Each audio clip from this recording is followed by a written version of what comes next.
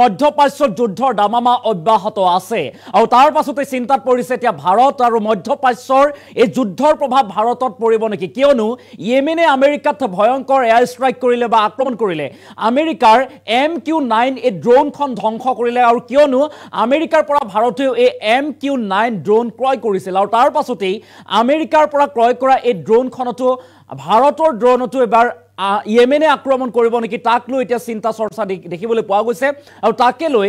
মধ্যপ্ৰাচ্যৰ যুদ্ধই ভাৰততো প্ৰভাৱ পেলাব পাৰে নেকি তাৰ পিছতে এতিয়া চাঞ্চল্যৰ সৃষ্টি হৈছে আমি সবিস্তাৰে খবৰটো লৈ অহাৰ চেষ্টা কৰিম এটা ডাঙৰ খবৰ ৱাৰ্ল্ড ব্ৰেকিং এই মুহূৰ্তত যে ইয়েমেনৰ হুথি বিদ্ৰোহীয়ে ধ্বংস কৰিলে আমেৰিকাৰ MQ-9 ড্ৰোন এটা ডাঙৰ খবৰ আৰু শক্তিশালী MQ-9 ড্ৰোন ধ্বংসৰ পাছতে চিন্তাত পৰিছে এতিয়া ভাৰতবৰ্ষ ভাৰত চিন্তাত পৰা দেখিবলৈ পোৱা গৈছে আৰু ভাৰতীয় আমেৰিকাৰ পৰা ক্ৰয় কৰিছিল MQ-9 ড্ৰোন এই শক্তিশালী ড্ৰোনখন আমেৰিকাৰ পৰা ক্ৰয় কৰিছিল ভাৰতে আৰু শক্তিশালী MQ-9 ড্ৰোন ধ্বংসই এতিয়া চিন্তা বহাইছে ভাৰতৰো চিন্তা বৃদ্ধি কৰা দেখিবলৈ পোৱা গৈছে আৰু ইয়েমেনৰ মিছাইলৰ সন্মুখত ধৰাশাৰী হ'ল আমেৰিকাৰ শক্তিশালী ড্ৰোন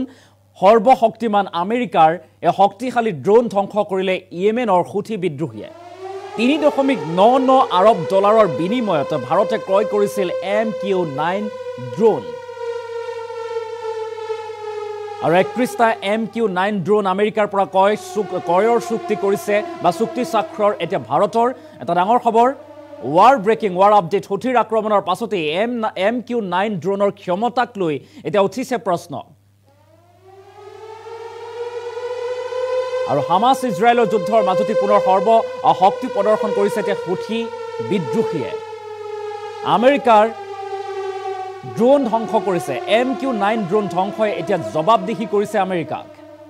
আমেৰিকাক জবাবদিহি কৰা দেখিবলৈ পোৱা গৈছে এটা ডাঙৰ খবৰ এই মুহূৰ্তত ৱাৰ ব্ৰেকিং ইয়েমেনৰ হুথি বিদ্ৰোহে ধ্বংস কৰিলে আমেৰিকাৰ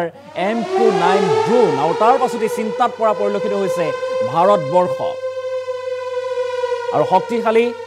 MQ-9 ড্ৰোন ধ্বংসৰ পাছতে চিন্তাত পৰিছে ভাৰত চিন্তাত পৰা কাৰণ হৈছে যে ভাৰতে এক চুক্তি স্বাক্ষৰ কৰিছিল 31খনকৈ MQ-9 ড্ৰোন ক্ৰয় কৰাৰ কথা আছিল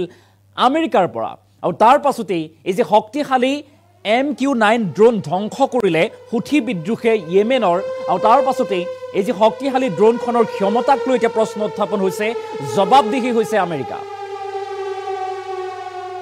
আৰু তাৰ বাবে চিন্তাত পৰিছে এতিয়া ভাৰতবৰ্ষ দৰাচলতে কালিৰ দিনটোত এই ঘটনা সংঘটিত হৈছিল ইয়েমেনে মিছাইল আক্ৰমণ কৰিছিল আমেৰিকাত ভয়ংকৰ এয়াৰ ষ্ট্ৰাইক ড্ৰোন ধ্বংস কৰিছিল আৰু তাৰ পাছতে চাঞ্চল্যৰ সৃষ্টি হৈছিল 31টাকৈ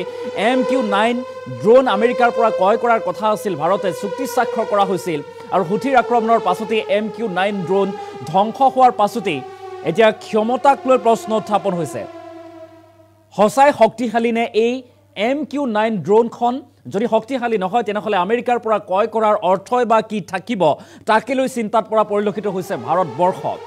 আৰু দামামা এই যে যুদ্ধৰ দামামা মধ্যপ্ৰাচ্যত অব্যাহত থকা যুদ্ধৰ দামামাই এখনৰ পাছত এখন ৰাষ্ট্ৰক আক্ৰমণ প্ৰত্যাক্ৰমণৰ ঘটনা যি ঘটনা কেন্দ্ৰ কৰি এতিয়া চাঞ্চল্যৰ সৃষ্টি হৈছে সৰ্বশক্তিমান শক্তিধৰ আমেৰিকাই এতিয়া কি ধৰণে জবাবদিহি দিব বা ইয়াৰ প্ৰতিক্ৰিয়া প্ৰত্যাক্ৰমণ কৰিব হিয়া হ'ব লক্ষণীয় কিন্তু ইয়েমেনত যে এবাৰ আমেৰিকাই আক্ৰমণ কৰিব হিয়া নিশ্চিত এখনৰ পিছত এখন ৰাষ্ট্ৰ যেহেতু যুদ্ধত নামি পৰিছে ইজৰাইল পেলেষ্টাইন যুদ্ধ চলি থকাৰ মাজতে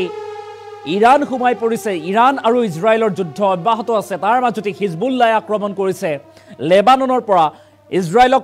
আক্ৰমণ কৰিছে হিজবুল্লাহ তাৰ পাছত এবাৰ দেখিবলৈ পোৱা গৈছে ইয়েমেন নামি পৰিছে ইয়েমেনে এবাৰ আমেৰিকাক জুকাই লৈছে আমেৰিকাৰ ড্ৰোন ধ্বংস কৰিছে মিছাইলেৰে ধ্বংস কৰিছে আমেৰিকাৰ MQ-9 ড্ৰোন আৰু তাৰ পাছতে এতিয়া মধ্যপ্ৰাচ্যত এই যুদ্ধৰ যি দামামা আক্ৰমণ প্ৰত্যাক্ৰমণৰ যি ঘটনা সেই ঘটনা কেন্দ্ৰ কৰি চাঞ্চল্যৰ সৃষ্টি হৈছে দৰাচলতে কি হ'ব এই যুদ্ধৰ পৰিণাম কেতিয়া অন্ত পৰিব যুদ্ধ তাকে লৈ এতিয়া বিভিন্নজনে বিশ্বৰ পৰ্যায়ত সমগ্ৰ পৃথিৱীতে এতিয়া চৰ্চা হোৱা দেখিবলৈ পোৱা গৈছে ৰাষ্ট্ৰসংঘৰ মজিয়াটো এই বিষয়টো বাৰম্বাৰ উত্থাপিত হৈছে কিন্তু লক্ষণীয় বিষয়টো হৈছে এনেদৰে যদি আক্ৰমণ হৈয়ে থাকে বা আক্ৰমণ প্ৰত্যাক্ৰমণ চলিয়ে থাকে তেনেহ'লে যুদ্ধ হয়তো কেতিয়াও অন্ত নপৰিব সেয়া লক্ষণীয় কিন্তু সৰ্বশক্তিমান আমেৰিকাই ইয়াৰ কেনেধৰণে প্ৰত্যুত্তৰ দিব সেয়া হ'ব লক্ষণীয় আৰু সমান্তৰালভাৱে ভাৰত এতিয়া চিন্তাত পৰাৰ কাৰণ বা মূলতঃ হৈছে যে আমেৰিকাৰ পৰা এই শক্তিশালী ক্ষমতা সম্পন্ন MQ-9 ড্ৰোন ক্ৰয় কৰাৰ কথা আছিল ভাৰতে 3.99 আৰব